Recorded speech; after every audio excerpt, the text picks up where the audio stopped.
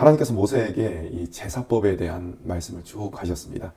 레위기 1장에서 보면은 번제에 대한 규례에서 시작해서 소제, 화목제, 속제제, 속건제에 대해서 말씀을 하셨습니다. 그리고 이제 추가적인 규례에 대해서 말씀을 하시는데 6장부터는 순서가 약간 바뀝니다. 모든 순서는 다 같은데 이 화목제가 제일 마지막에 또 설명되어진다는 것입니다. 이것이 다른 부분입니다. 이 화목제물의 피는 제단 사면에 뿌리고 또 기름은 제단에서 태웠습니다. 그리고 나머지는 제사를 드리는 사람, 그리고 제사를 드리는 자의 이웃, 그리고 제일 먼저는 제사장에게 이것이 돌려졌습니다. 그렇기 때문에 화목제는 이 흐르는 그런 것이 있습니다. 그러니까 제사를 드리는 본인뿐만 아니라 제사를 드리는 자의 이웃에게도 이 화목제물이 흘러가는, 그 기쁨이 흘러가는 그런 특징이 이 화목제에 있다는 것입니다. 그렇기 때문에 이 화목제는 하나님 앞에서 벌어지는 즐거운 잔치와도 같았다, 이렇게 볼 수가 있는 것입니다. 하나님은 화목제에 대한 규례를 자세하게 알려주셨습니다. 화목제는 제사를 드리는 자가 먼저 하나님과의 화평이 이루어지기를 바라고 또 이웃과의 화평이 이루어지기를 바라는 그 마음을 가지고 드리는 제사가 바로 화목제입니다. 화목제는 제사의 성격에 따라 감사제, 서원제, 자원제로 나눌 수가 있습니다. 제사에 따라서 어떻게 먹어야 하는지를 또한 하나님께서는 알려주십니다. 화목제물로 드리는 것에는 이 짐승과 또 무교병, 납작하게 구운 무교청병, 또 구운 과자, 그리고 유교병 등이 있습니다. 여기서 유교병을 제외한 나머지 각 종류의 하나씩을 가져와서 하나님께 예물로 드려야 한다라고 했습니다. 이때 이제 소제의 규례대로 이 각 종류가 있죠. 무교병도 있고 무교청병도 있고 또 구운 과자도 있고 그런 것들이 있습니다. 자, 이런 것들은 다 한 조각씩 떼어가지고 하나님께 태워서 드렸을 겁니다. 화목제를 드리는 경우에만 그 예외적인 부분이 있는데 이것은 유교병을 드리라는 것입니다. 유교병. 그럼 유교병은 무엇이 들어가 있는 것입니까? 누룩이 들어가 있는 것입니다. 근데 이 유교병은 하나님께 드리는 목적이 아니라 사람들이 먹는 제사의 예물로 쓰임받았다라는 것, 그런 특징이 또 있는 것입니다. 이는 하나님과의 관계뿐 아니라 서로 간의 사귐을 위한 축제의 성격을 이 화목제가 가지고 있다라는 것을 보여주는 그런 대목입니다. 사실 여러분, 이 누룩이 들어간 빵이 더 맛있습니다. 이게 부풀어 오르고 더 부드럽고 식감이 좋다는 거죠. 그렇기 때문에 이 누룩이 들어간 맛있는 빵은 모여서 잔치하는 사람들의 즐거움을 더했을 것입니다. 맛있는 음식을 먹으면 더 즐겁지 않습니까? 그런 또 역할을 했다는 것입니다. 그리고 하나님께서는 이 감사제로 드려진 제물은 당일에만 먹을 수 있도록 명령을 하셨습니다. 그리고 이와는 달리 서원제, 그러니까 내가 어떤 목적을 가지고 하나님 이것을 이루어주신다면 제가 이것을 하겠습니다 라는 게 서원이거든요. 이런 서원제의 경우, 그리고 자원제, 자원제는 특별한 목적이 없습니다. 그냥 하나님께 감사해서 그냥 드리는 겁니다. 아무런 이유 없이. 그런 자원제의 경우에는 이튿날까지 먹을 수 있도록 허락해 주셨습니다. 이때 하나님께서 명령을 하신 게 어떤 명령이냐면 기한을 어기고 제물을 먹게 된다면 그것이 죄를 짊어지는 그런 결과를 가지게 될 것이다. 가져오게 될 것이다. 이렇게 경고하셨습니다.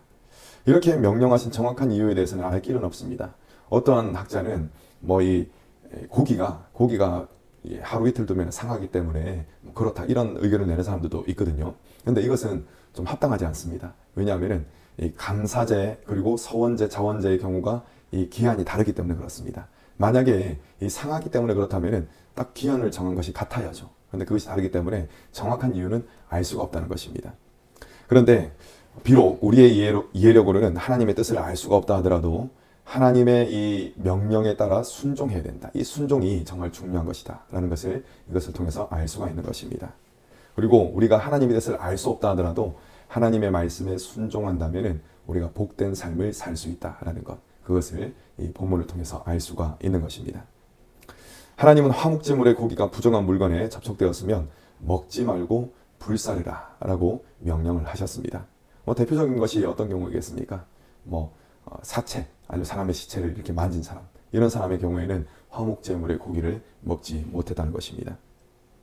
만약 부정한 중에 있는 자가 이 화목제물을 먹게 되면 백성 중에서 끊어지게 된다. 또 하나님께서 그렇게 말씀을 하셨습니다. 자, 이것은 하나님께서 그 사람을 죽이라 이렇게 명령하신 것이 아니라 하나님의 은혜를 받지 못하게 된다라는 그런 의미를 가지고 있습니다. 여러분, 가장 중요한 것이 무엇입니까? 그것이 바로 하나님의 은혜인 것입니다.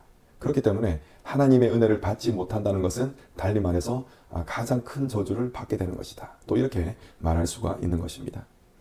하나님께서 부정해진 이 재물과 또 부정한 사람의 참여를 금하신 것은 하나님과 인간이 누리는 거룩하고 즐거운 장소, 그것이 어떤 장소입니까? 화목제를 드리는 그런 장소이지 않습니까? 이때 죄된 것이 방해하지 못하도록 만들기 위한 하나님의 조치였다. 우리는 그렇게 볼 수가 있는 것입니다. 이는 장차 올 새하늘과 새 땅에서 이루어질 성도들의 모임을 또 표현하고 있습니다. 여러분, 우리 주님과 성도들이 만나는 그 자리에 죄가 함께 있을 수가 있겠습니까? 그럴 수가 없다는 것입니다. 이런 천국 잔치를 또 의미하는 것이 바로 무엇이냐? 바로 화목제를 드리는 현장이라는 것입니다. 그래서 부정한 것을 만진 사람, 그런 사람은 화목제물을 먹을 수가 없다라고 말씀하신 것이죠. 또 하나님께서는 이 화목제의 기름과 피는 먹지 말라라고 경고하셨습니다.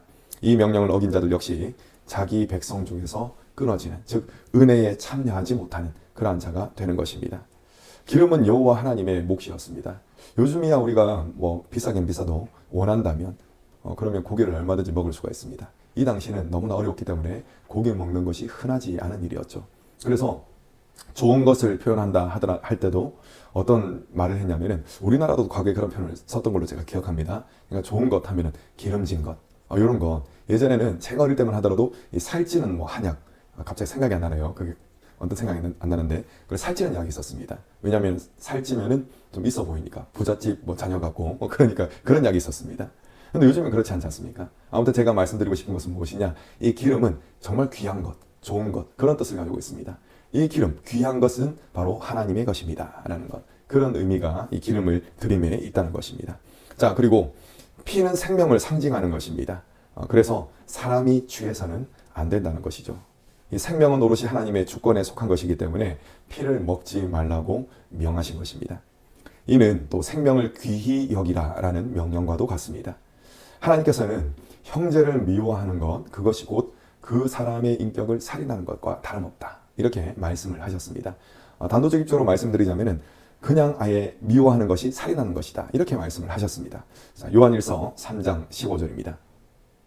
그 형제를 미워하는 자마다 살인하는 자니 살인하는 자마다 영생이 그 속에 거하지 아니하는 것을 너희가 아는 바라. 아멘. 어떻습니까? 미워하는 것이 곧 살인하는 것이다, 이렇게 말씀을 하셨습니다. 완전하신 하나님께서는 각 사람의 중심을 보시기 때문에 이런 명령을 내리시는 것입니다.